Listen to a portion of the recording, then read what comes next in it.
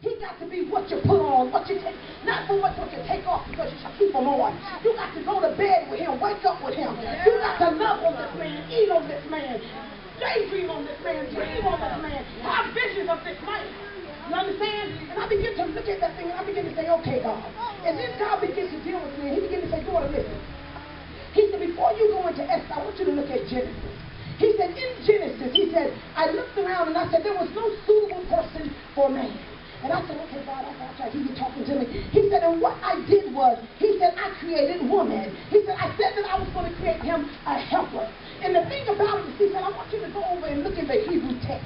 I begin to look at that thing, and helper means Israel. And it literally means that God brings help. So he began to speak to me about women that are highly favored by God. You're not favored just to come to church and look good. You're not favored just to have money and you for yourself. You are favored to advance the kingdom. I begin to look at this thing and I begin to say, okay, Father, so what are you telling your daughter? When I looked at that, he had me reading and I was reading and I was reading it. But I begin to understand that thing. I have been chosen and highly favored. Don't get mad. Don't get upset with me. But God favor whom he please. I begin to look at this thing. And I begin to say, now, Lord, what are you telling your daughter? He said, daughter, there is a difference between grace and favor. I said, now, Lord, wait a minute now. Because when I always hear people talk, what is grace? Where is favor? What is favor? It is grace. But he brought me away different from my God. He said grace is unmerited favor. That means you don't deserve it, but he did it anyhow. That's why he's the reign of the just as well as the unjust. But he began to speak to me. And he said, he that findeth the Lord findeth favor. He let me know that favor can only be given unto his children. I looked at this thing and I began to say, I said, okay, God, I hear you talking to your daughter. He began to say, I want you to look at Esther. We are all so many Esthers up in here. You know, she was looked upon, and I know some people thought that she was not much. She didn't talk the way they talk. She didn't look the way they walk. You understand? She didn't wear the same attire. She didn't come to the same economical status as some people, you understand? She wasn't awesome, so therefore I know she was alienated. I know she didn't look the part. I know she didn't have the same things that everybody else had. She was lacking a mother and a father. You know, and I began to look at that thing, and God began to deal with me. He said, daughter, let me explain something to you. He said, now here it is. He said, now when it began the story of Esther, here we have Vesti. He said, don't get mad at Vesti. Don't talk about Vesti, but let me tell you something. I thank God for my Vesti. Because what Vesti was a temporary place. A temporary something. She was a temporary fixture that God put there until he got ready and finished preparing me to take on my life. I looked at this thing, and when I looked at Vesti, see what Vesti represented in our life. God just spoke and gave us visions. He didn't say what we are and who we are and what we're going to do. But the problem is we get all impatient. But see, you got to understand something. When you see somebody doing what you think you should be doing, that means that God's calling you to do even more. Because when he shines the light on you and your mess, that's because he's trying to get you right so that he can propel you in the spirit. I looked at this thing and I began to say, okay, God, so that's Vesti and the part she played. God began to say, daughter, but you got to understand something. I have preferred you. He said, in other words, I've called you to be the queen. And I don't know where he's going to put their queenship at, but I say yes to the Lord. He's called me to a place of position. See, it's time for Vesti to be moved and for God's favor to take its position. You got to understand something. Stop giving away your stuff. Stop getting frustrated, busted, and disgusted because it's not going the way you think it should go. You have been favored by God. What does that mean? He preferred me over somebody else. He said, I can have it. He said, I will give you what you need. I looked at this thing and I began to listen to the Lord.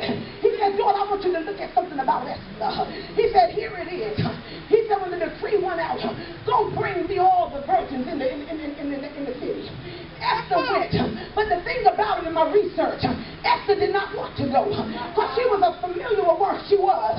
She was familiar with the place of where she'd been. In other words, she said, I don't belong there. See, I'm comfortable in Mordecai's house. See, I know everything. I know all the things and where they are. I know what goes on here. I know the smell of the aroma. I know the voices and the people. But let me tell you something.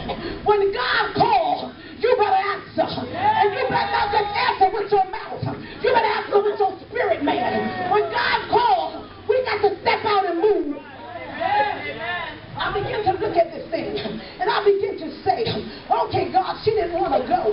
He said, but little did she know, I had graced her with a measure of favor. I began to say, graced her with a measure of favor. He let me know that favor is contingent to your obedience. When you're obedient to God, then He can give you more favor. I thought about that thing. Here it is. She goes. But one thing Esther did, and this is a prime ingredient to having God's favor, she was a woman that was obedient. Her cousin Mordecai told her, don't tell him who you are. But oh my God, we're going to park right here for a minute. A lot of us, the pastor say no, don't do that. Do it this way. But us with our rebellious, stubborn, stiff-necked self, we got to do it the way we want to do it. That's why you ain't going to get to the palace. I heard the Lord say to me, He said, look at this thing. She was willing to go and to leave what was in order to get to what was going to be. You don't know God's plan. He said, well, we know not the thoughts of Him. We know not the mind of God. But one thing we can be assured of, that if God is with me, He's more than the world is against me. He said, the weapon may form, but it will not prosper. That literally means I may have gotten bad medical reports. I may not have no money. Hey, my God, but it will not prosper. He's just refining me, breaking me down, only to build me up, that I can walk in the favor of God. I looked at this thing, and I began to say, okay, Lord. He said, daughter, there is a preparation period that you must go through. He said, it's just He that findeth the Lord. That means I got to continually look after Him.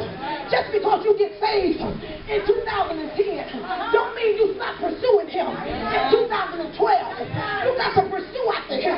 The woman of God said, chasing after Him. It said, and here she is. She leaves the place of familiarity. She goes into the palace, and my God, when favor is on you, you can't even explain it.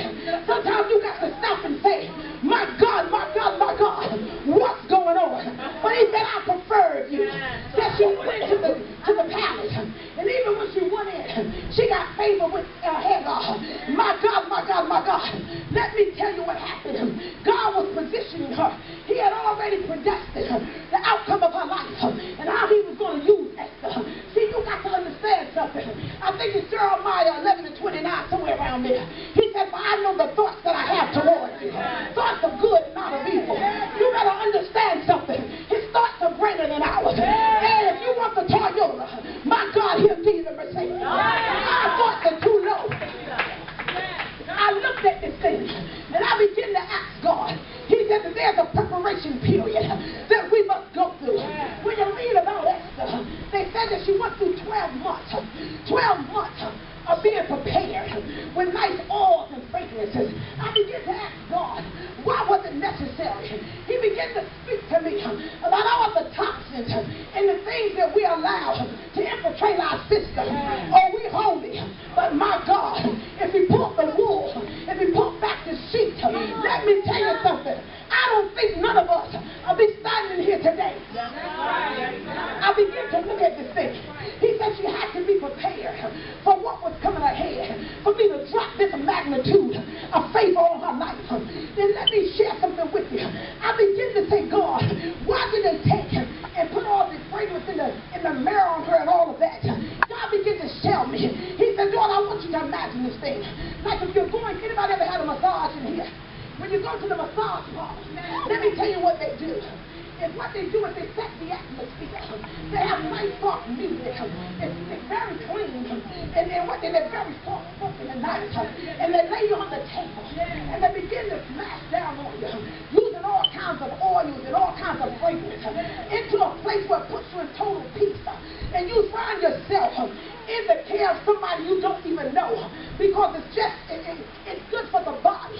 But after you have one, what happens is, as they're smashing down on you, they're releasing all the toxins.